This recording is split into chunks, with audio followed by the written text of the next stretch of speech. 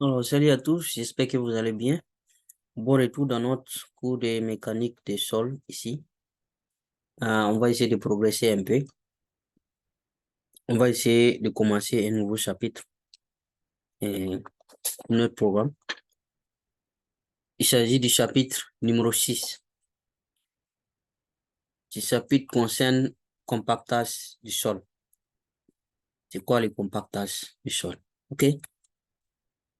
Et dans ce chapitre compactage du sol là, chapitre numéro 6, voici les points que nous allons aborder. C'est un peu long, plus long que les autres chapitres, mais il y a beaucoup d'informations dont vous avez besoin vraiment. OK? Il y a beaucoup de choses à apprendre. Et j'espère que vous allez apprendre beaucoup dans ce chapitre. OK?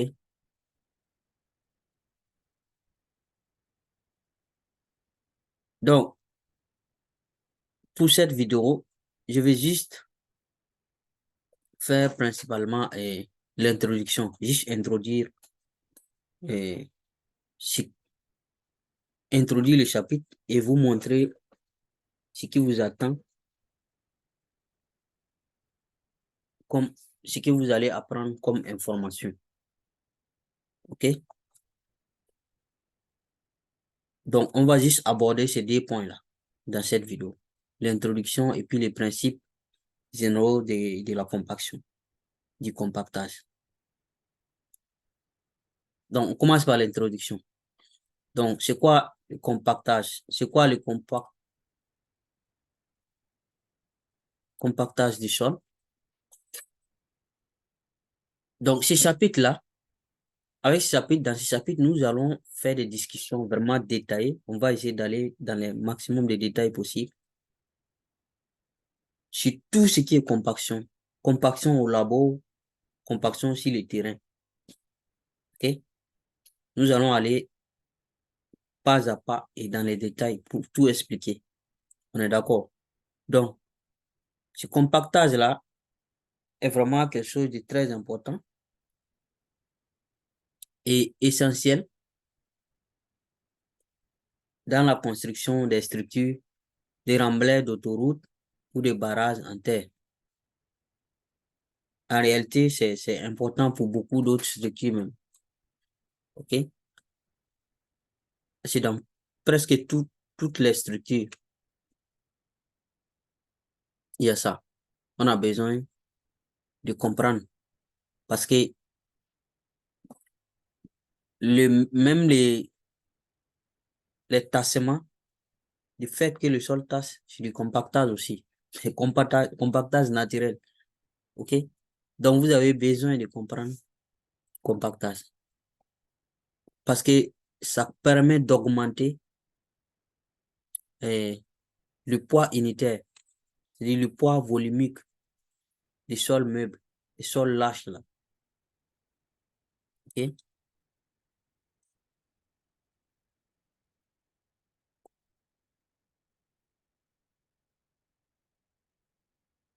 Et cela va permettre d'améliorer la résistance de ce sol. Ça va permettre d'améliorer la capacité portante des fondations. C'est-à-dire, si vous devez faire des fondations et que vous compactez le sol, c'est ce qu'il disait, c'est pas seulement pour les remblais d'autoroutes et les barrages. Voilà, il y a pour les fondations aussi. Et ça va permettre de réduire les tassements indésirables. Donc, je disais que c'est lié aussi au tassement. OK? Et pour ce qui s'agit des remblais, par exemple, les talus des remblais, si le sol est bien compacté, ça augmente la stabilité des talus des remblais. Donc, pour vous dire que le compactage, c'est vraiment quelque chose de très important. OK? Donc, comment on fait le compactage sur le terrain? Je vous ai dit on va discuter de compactage au labo et compactage sur le terrain. Donc, le compactage au labo, même le compactage qu'on fait au labo, c'est pour encore connaître les bonnes conditions pour faire le compactage sur le terrain. OK? Parce qu'il y a des conditions à réunir pour obtenir un bon compactage. Et ces conditions-là, souvent, on passe par les tests au labo d'abord pour savoir quelles sont les conditions nécessaires pour faire ça. Donc, on va discuter tout ça ici. Mais là, je vais juste vous montrer quelques équipements qu'on utilise pour faire le compactage sur le terrain. OK? Les équipements de compactage.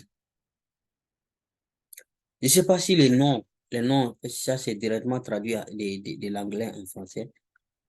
Rouleau à roue lisse. Bon, je pense que les noms ne sont pas choses. Mais si vous voyez les machines, au moins, vous connaissez. OK? Donc, ici, on a ces rouleaux-là, roue lisse, qui permet de compacter le sol. On a celui-là, rouleau à pied de mouton. Je pense que ça, c'est le vrai nom, même en français. Pied de mouton. Vous voyez, ça, là, ça ressemble à comme pied de mouton, non? Oui, voilà.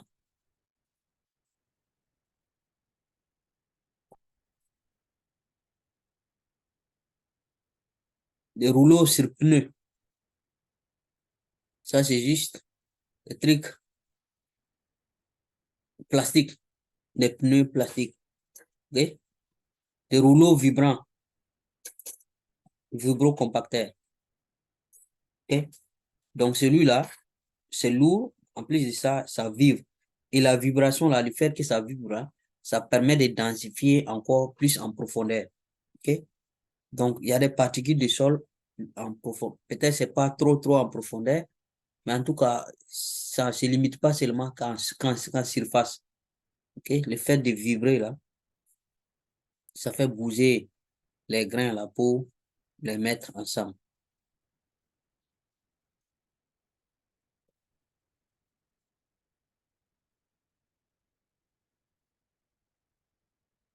OK, on va garder ça ici. Donc, pour ces derniers-là, ces rouleaux-là, compacteurs-là, ces rouleaux vibrants-là, il est utilisé surtout pour des sols granulaires, pour densifier les sols granulaires. Parce que le compactage, c'est juste la densification des sols, hein. C'est juste la densification des sols, compactage. OK? Donc, pour les sols granulaires, c'est celui-là on utilise le plus souvent. Pour les argiles, c'est-à-dire les sols fins là, c'est surtout euh, celui-là, pied de mouton là. Rouleau à pied de mouton, c'est ça qu'on utilise le plus souvent. OK? Donc, en plus de ça, il y a une autre technique qu'on appelle eh, vibroflottation. Les dispositifs de vibroflow, ça, c'est un appareil, c'est un dispositif, un équipement qui est utilisé pour compacter les dépôts de sol granulaires à des profondeurs vraiment importantes. C'est-à-dire pour enfoncer à des mètres et des mètres dans le sous-sol. OK?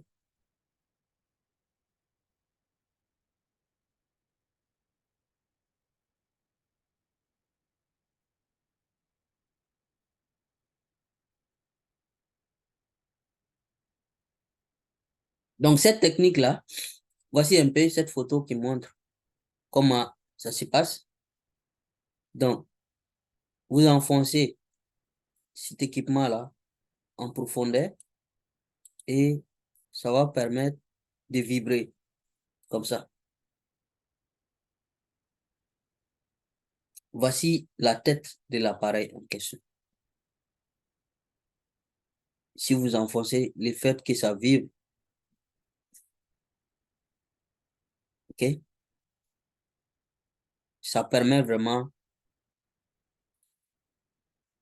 de densifier le sol. Et la procédure est simple.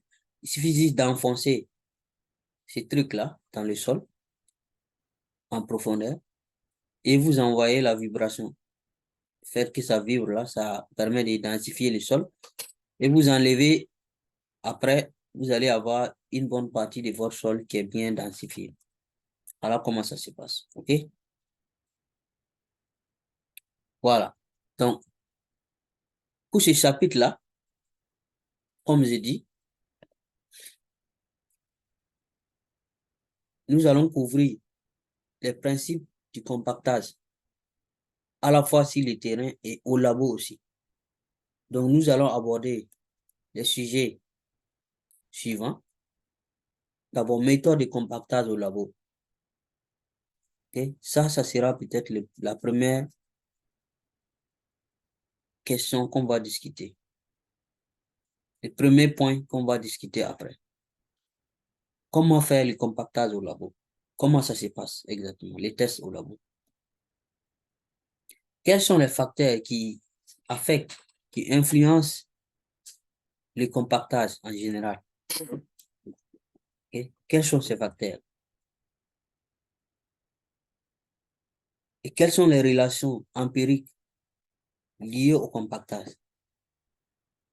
Quelles sont les différentes relations empiriques liées au compactage? Et les argiles, quand sont compactées, leur comportement est un peu bizarre.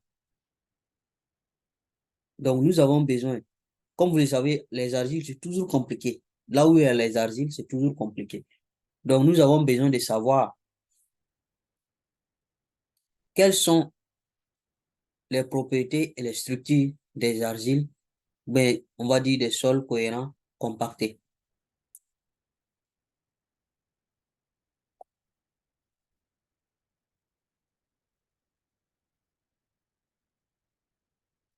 Et évidemment, on va parler du compactage sur le terrain. Comment ça se passe le compactage sur le terrain? OK? Et les tests de contrôle qualité. Le contrôle, les services de contrôle, comment ils contrôlent le compactage? Comment vous savez si votre compactage a été bien fait ou mal fait? Quelles sont les techniques qu'on utilise? Sur le terrain, comment le sol est compacté, c'est fini. Comment maintenant vous devez savoir si le sol est bien compacté ou pas? OK? Donc, ça, c'est ce qu'on appelle quality control en anglais. OK? Et quelles sont les différentes, il y a des techniques particulières de compactage sur le terrain. On va aborder ces points-là aussi. D'accord? Donc, en gros, voici ce qui vous attend dans ce chapitre-là. Donc, on passe au deuxième point, les principes généraux du compactage. Et ça, c'est vraiment important aussi, les principes généraux du compactage. Parce que si vous arrivez à comprendre ces principes généraux du compactage-là, peut-être tous les chapitres-là sera facile pour vous. Okay? Mais si vous ne comprenez pas ça, là, ça va être compliqué. Donc, on vous dit que le processus, le compactage, là, c'est juste le processus qui consiste à rendre le sol plus dense. Donc, depuis le début de cette vidéo, je n'ai pas arrêté de dire densifier, densifier, densifier. Donc, le compactage, c'est juste en réalité rendre le sol, compacter le sol, c'est juste rendre le sol plus dense. Techniquement, c'est ce que ça veut dire. Techniquement, voici tout ce que ça veut dire. Un moyen pour rendre un sol plus dense. OK? Et ça se fait en éliminant l'air qui est dans le sol, en utilisant de l'énergie mécanique, bien sûr. OK?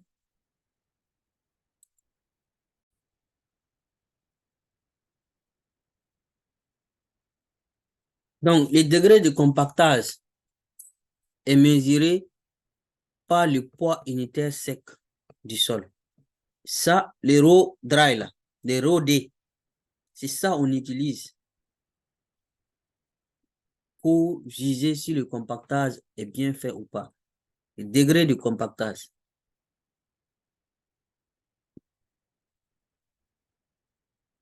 OK?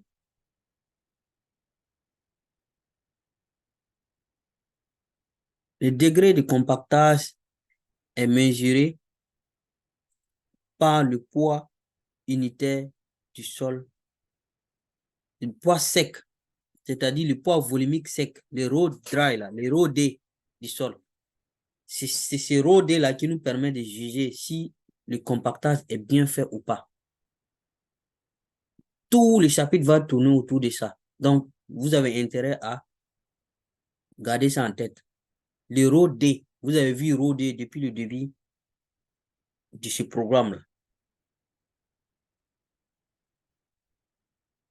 Vous avez vu raw sat, raw saturé, raw D, ou bien raw tout court, raw humide. Là, ce qui nous intéresse, c'est raw D là. C'est le raw dry là qui nous intéresse. Donc, c'est ce raw là,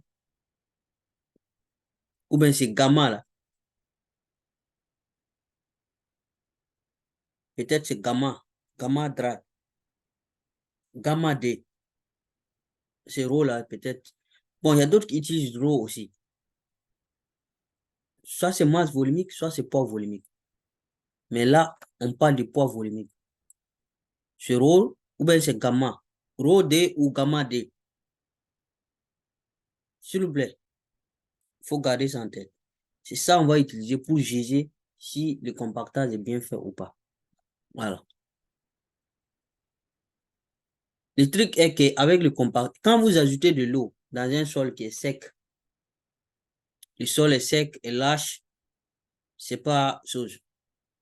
C'est vraiment un sol lâche. Et vous ajoutez de l'eau. Cette eau-là va jouer un rôle de lubrifiant. Et ça va permettre aux grains de sol là de glisser facilement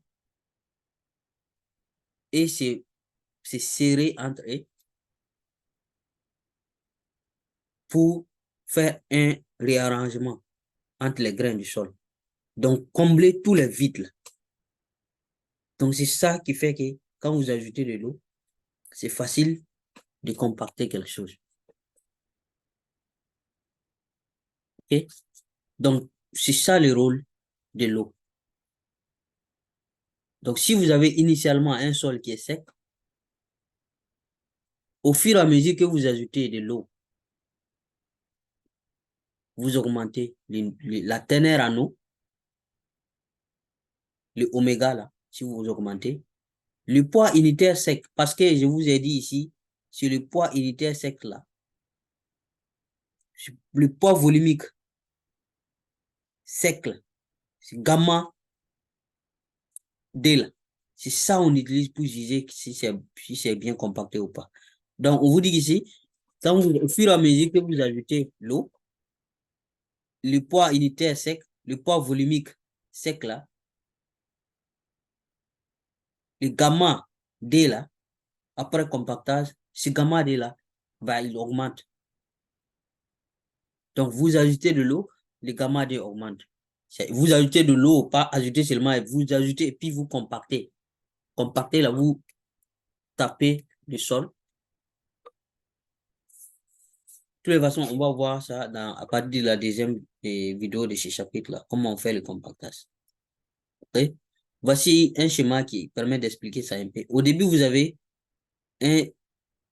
un gamma D, comme ça. Là, c'est l'axe des ordonnées, là, il y a les teneurs et le poids unitaire, les gamma D qui sont là. Et là, c'est le teneur en horizontal ici, en axe des abscisses. Donc, au début, quand vous avez 0, la teneur en eau est 0. Donc, le poids volumique ici est sec. Donc, on va l'appeler gamma 1 ou bien gamma D quand oméga égale à 0. OK?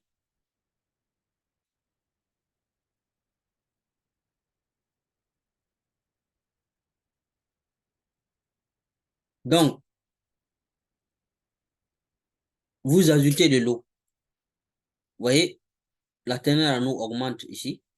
Par exemple, quand vous êtes là, la teneur en eau sera là.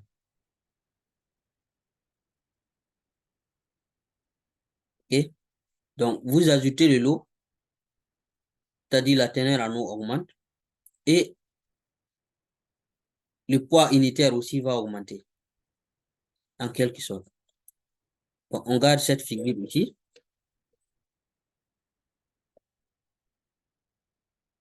Donc, à l'initial, quand il n'y avait pas d'eau, le gamma ici est égal à gamma D est égal à gamma 1. On est d'accord?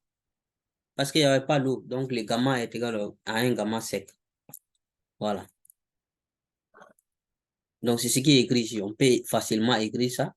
Gamma égale à gamma D quand oméga égale à 0 égale à gamma 1. Donc, on décide d'appeler ça gamma 1. Ok? Maintenant, quand vous atteignez à oméga 1, une teneur en eau correspondant à oméga 1, en ce moment, le gamma que vous allez obtenir, c'est celui-là. Gamma qui est là.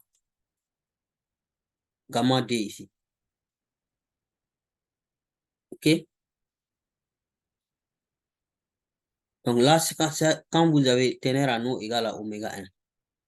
Donc en ce moment, on peut dire que le gamma égale à gamma D. Et ce poids unitaire là, ce poids sec là, peut s'écrire comme ça. Gamma au départ plus delta gamma D. C'est-à-dire la variation, c'est delta là. Voilà. OK? Donc, ce qui m'intéresse ici, c'est que je veux que vous reteniez c'est cette partie-là que je vais commencer tout de suite. Au-delà d'une teneur en eau spécifique, parce qu'on vous a dit que si vous ajoutez de l'eau, le poids unitaire augmente, non? Vous ajoutez, ça augmente, vous ajoutez, ça augmente, vous ajoutez, ça augmente. Mais il y aura un certain moment, arrivé à un certain point. Quand vous ajoutez, au lieu que les degrés de compactage augmentent, ça diminue. Au lieu que les gamma D augmentent, arrivé à un certain point, il va diminuer.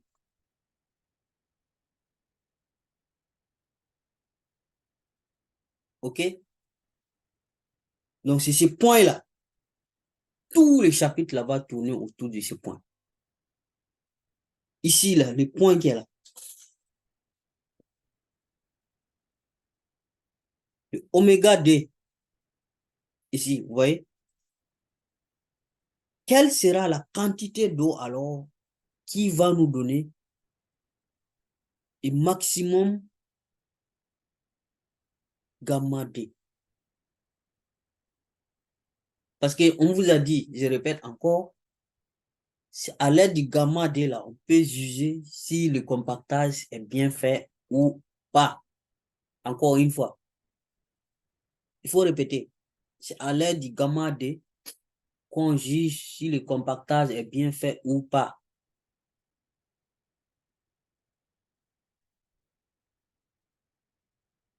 Donc, il y a une teneur en eau qui permet de déterminer le gamma D maximum, c'est-à-dire le compactage, le degré de compactage maximum.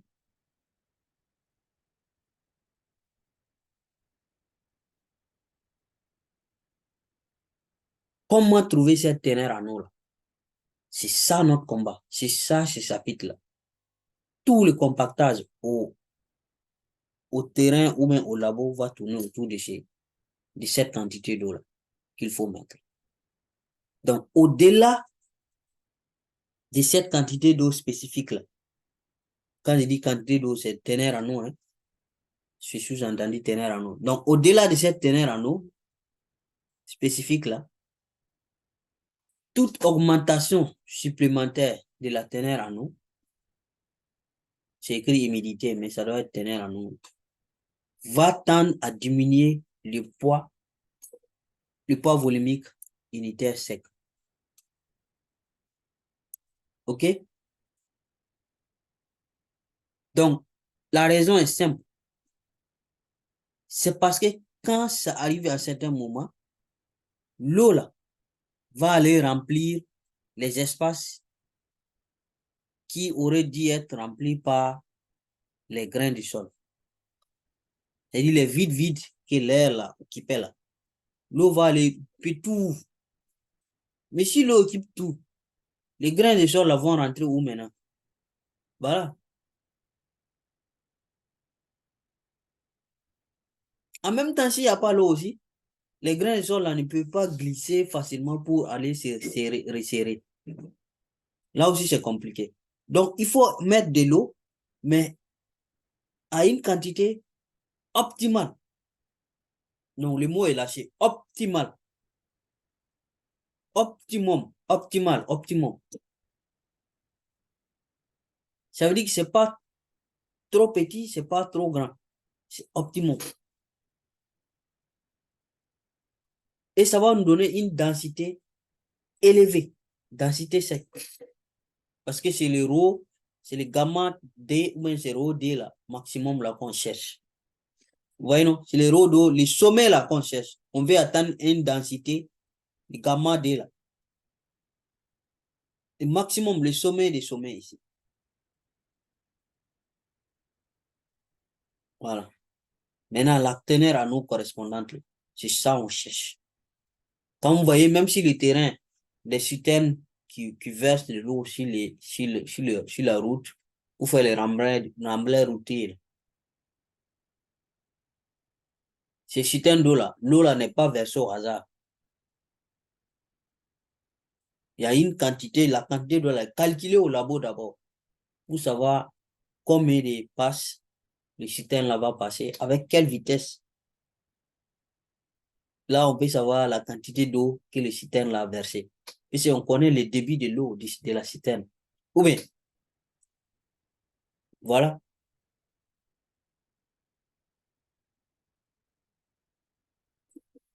Donc, la teneur en eau là, la teneur en humidité, en réalité, c'est pas humidité, hein. Le terme technique, c'est pas teneur en humidité. C'est teneur en eau. OK? Voilà, j'ai corrigé ça. Donc, teneur en eau spécifique. Donc, on vous dit que la teneur en eau, bon, ici, là, c'est pas corrigé. La teneur en humidité, ça devait être teneur en eau. Humidité, là, c'est en anglais, ils disent ça. Moisture content. So, la teneur en eau à laquelle le poids unitaire sexe maximum, ici, là. Vous voyez les points ici, les coordonnées de ces points-là. La teneur en eau correspondant, unité, le poids volumique sec maximum. Cette teneur en eau qui correspond à ça, on l'appelle teneur en eau optimale. Optimale. La teneur en eau optimale, celui-là. Ou bien c'est là, cette teneur en eau. OK, oméga 2. D'accord? Donc, tous les chapitres, tout ce qu'on appelle compactage, là, va tourner autour de ça. Quelle est la teneur en eau optimale? Donc, vous avez besoin de comprendre les principes d'abord, avant même qu'on attaque le sujet, le sujet même en question. Donc, il y a un test au labo qui permet de déterminer cette teneur en eau là. OK? Et ce test-là, on l'appelle le test de compactage Proctor, développé par le professeur Proctor en 1933.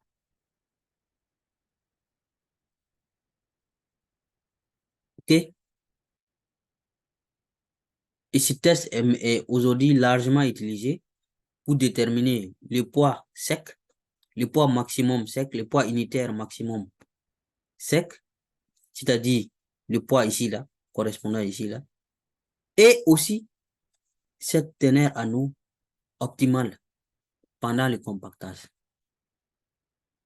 OK? Donc,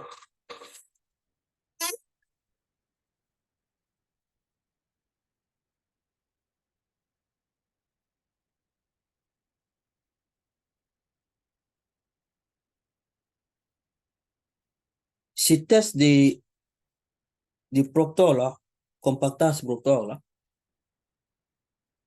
on va discuter ça, de ça prochainement dans la prochaine vidéo. Et sachez que c'est ce test-là qui nous permet d'obtenir l'optimum, on appelle l'optimum proctor, la teneur en eau optimum, la teneur en eau optimale. Et si on a cette teneur en eau optimale au labo, donc ça va nous permettre de dire, ah, des engins sur le site là, sur le terrain, quel est, parce qu'on a besoin de la même teneur en eau optimale là, sur le terrain aussi. OK?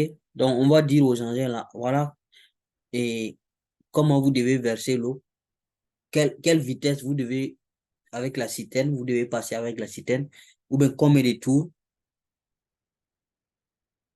OK? Parce qu'on connaît le débit de l'eau qui sort de la citerne. C'est facile de calculer la quantité d'eau versée pour chaque mètre linéaire. Voilà. Donc, prochainement, on va voir la procédure pour faire les tests là. OK? Dans la section suivante. Donc, à partir de la prochaine vidéo. OK? Donc, pour cette vidéo, on va s'arrêter ici. Hein? Merci beaucoup et à la prochaine.